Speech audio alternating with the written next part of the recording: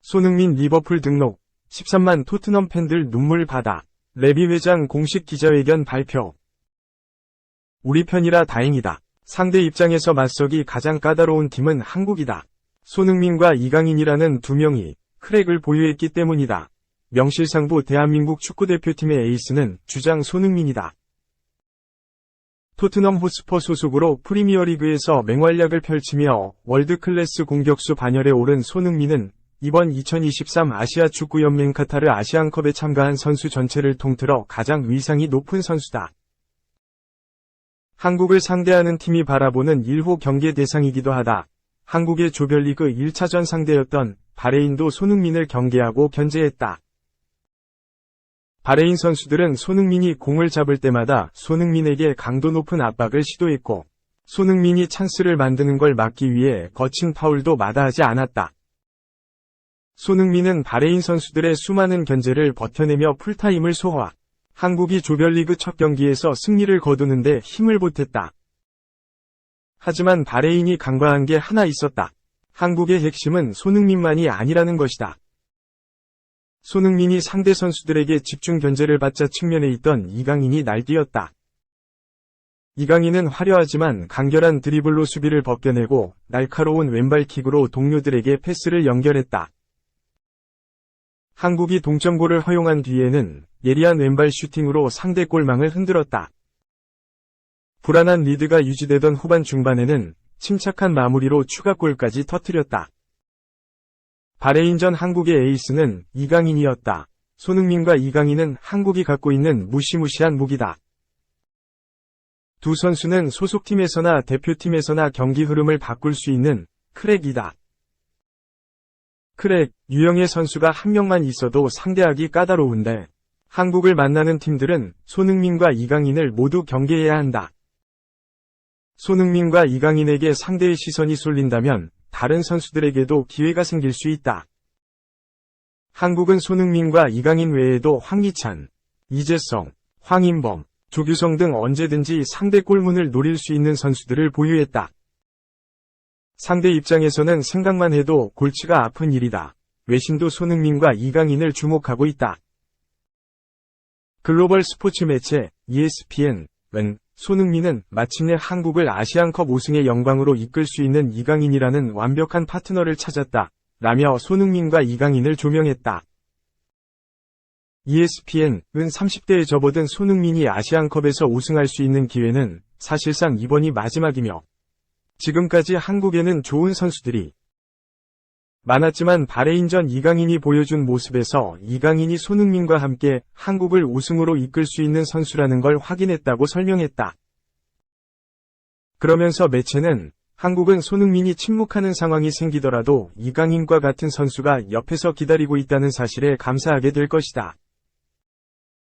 그리고 토너먼트가 진행되며 손흥민이 결국 다시 좋은 모습을 보여준다면 한국은 64년 만에 우승에 대한 기다림을 끝내는 데 필요한 다이나믹 듀오를 갖게 될 수 있다. 라고 했다. 2. 손흥민. 아시아 발롱도르 7년 연속 확정. 세계 최다 54골. 호날두 3위. 수상 실패. 캡틴 손흥민. 30일. 토트넘 호스퍼. 26년 연속 아시아 발롱도르 수상을 확정했다. 카타르 월드컵 이후 사우디아라비아에서 아시아 축구를 경험하고 있는 크리스티아누 호날두 37. 알나스르는 3위로 수상하지 못했다. 중국 매체 신화스포츠는 16일 한국 시간 2023 아시아 골든글로브 수상자가 선정됐다.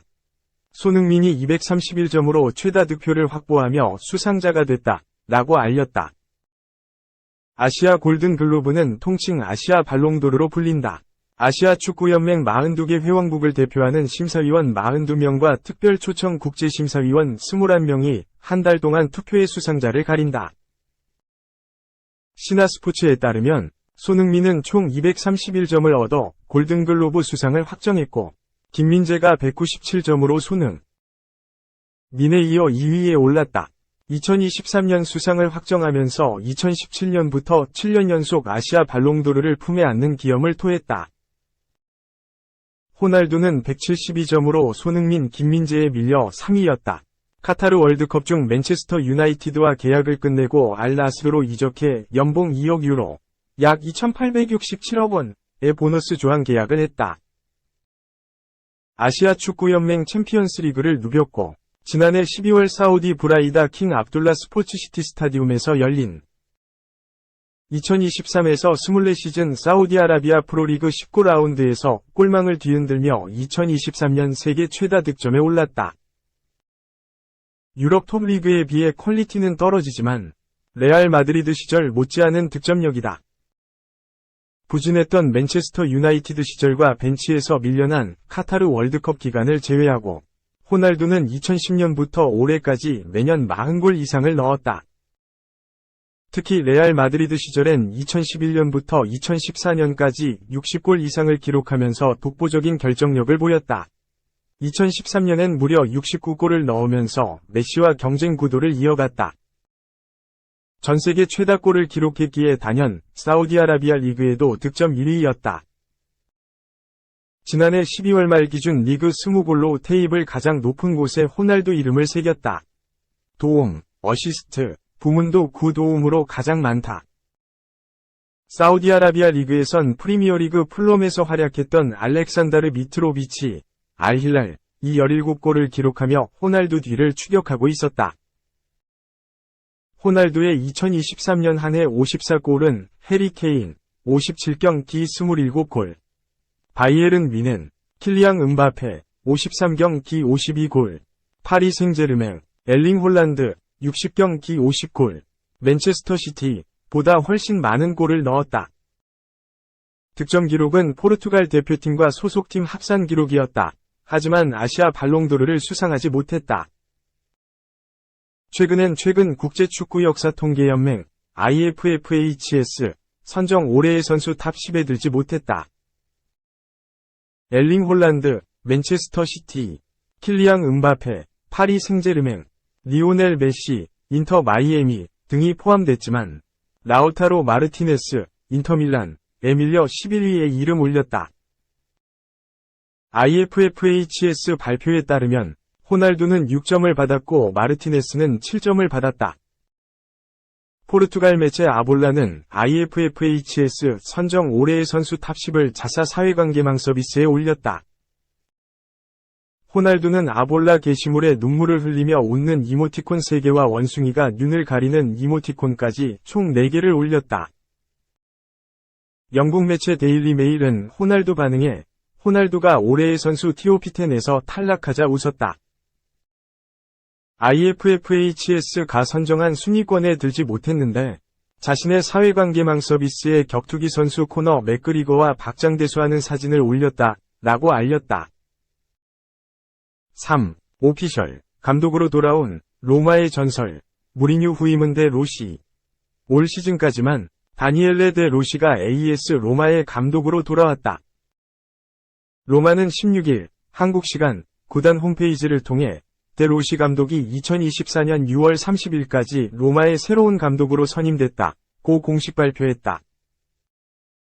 또 데 로시 감독은 로마에서 18년 동안 프로 선수 생활을 했다. 이젠 감독으로 돌아와 엘라스 베로나전에서 처음으로 로마 감독 데뷔전을 치를 예정이다고 했다. 댄 프리들킨, 라이언 프리들킨 CEO는 데 로시 감독에게 로마 지휘봉을 맡겨 매우 기쁘다.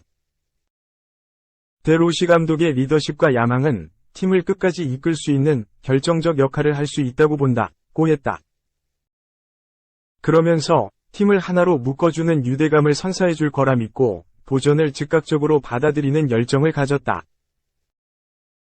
선수들을 가이드해주면서 클럽의 가치를 자랑스럽게 대표할 능력이 있다는 확신을 줬다고 언급했다.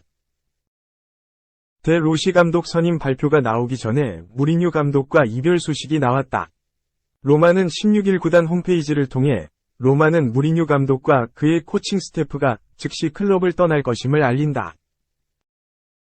새로운 감독과 코칭 스태프에 대한 추가 업데이트가 곧 이어질 예정이다고 공식 발표했다. 로마 보드지는 우리는 로마에 온 이후 무리뉴의 열정과 노력에 대해 우리 모두를 대신해 무리뉴에게 감사를 표하고 싶다. 우리는 그의 로마에서의 재임에 대해 항상 멋진 추억을 가지고 있을 것이다. 하지만 우리는 즉각적인 변화가 클럽에 가장 이익이 된다고 믿는다. 고 말하면서 무리뉴 감독과 결별한 이유를 이야기했다. 무리뉴 감독은 세계 최고 명장이다. 포르투에서 유럽축구연맹 챔피언스리그 우승을 하며 유럽 최고의 젊은 감독으로 떠올랐고 로만 아브라모비치 구단주 아래에서 막대한 투자를 하던 첼시로 갔다. 첼시에서 알렉스 퍼거슨, 아르센 벵거 2강 체제에 균열을 내며 수많은 트로피를 들어올렸다. 지금의 첼시를 만들어내는데 기초를 다지면서 유럽 최고 명장으로 발돋움했다. 첼시를 떠난 뒤 인터밀란으로 가 트래블에 성공했다. 트래블 이후 레알 마드리드 감독이 됐고 펩 과르디올라 감독의 바르셀로나가 지배하던 스페인 라리가에서 대등한 흐름을 만들어냈다. 라리가 우승 1회, 코파 델 레이 우승 1회, 수페르코파 데 에스파냐 우승 1회를 해내면서 성공 시대를 달렸다. 레알을 나온 뒤엔 첼시로 돌아왔다. 첼시에서 또 리그 우승을 하면서 찬사를 받았는데 이후 내부 불화 이슈 속에서 불명예 경질됐다. 이후 무리뉴 감독의 내리막길이 시작됐다. 제2위 퍼거슨을 자처하면서 맨체스터 유나이티드로 갔는데 리그 준우승, 우에파 유로파리그 우승을 하면서 성과를 냈지만 결과적으로는 만족스럽지 못했다. 맨유를 떠난 뒤엔 토트넘 호스퍼로 갔다. 토트넘에서 손흥민을 지도했고 새로운 시대를 천명했으나 지지부진한 경기력, 개선 여지가 보이지 않는 결과로 인해 또 물러났다. 토트넘을 떠난 무리뉴 감독은 이탈리아 세리에 A로 돌아갔고 로마 지휘봉을 잡았다. 로마에서 무리뉴 감독은 리그에선 다소 아쉬운 성적을 냈어도 우에파 컨퍼런스 리그, UECL에서 우승을 하는 등 우승 청부사 기질은 사라지지 않았다는 걸 과시했다.